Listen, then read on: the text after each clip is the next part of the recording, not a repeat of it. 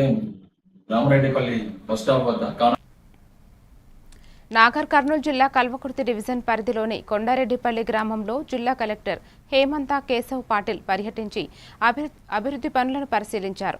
ఆంజనేయ స్వామి ఆలయ దర్శనం అనంతరం గ్రామంలో జరుగుతున్న మౌలిక సదుపాయాలు, మిల్క్ చిల్లింగ్ సెంటర్, శుద్ధి కేంద్రం పనులను సమీక్షించారు. ఏటీసీ సెంటర్, మోడల్ స్కూల్ నిర్మాణాలను, అవసరమైన స్థలాలను పరిశీలించి అధికారులకు సూచనలు చేశారు. గ్రామాల సమగ్రాభివృద్ధే ప్రభుత్వ లక్ష్యమని, ప్రజలకు ప్రత్యక్ష ప్రయోజనం చేకూరేలా పనులు వేగవంతం చేయాలని కలెక్టర్ ఆదేశించారు.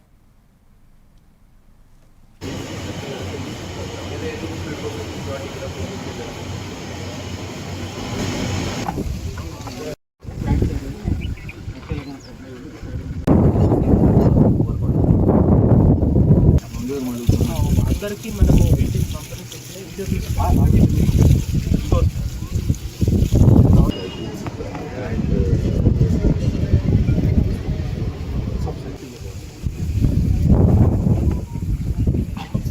How many rooms? 11 rooms, sir. 11 rooms. Per day.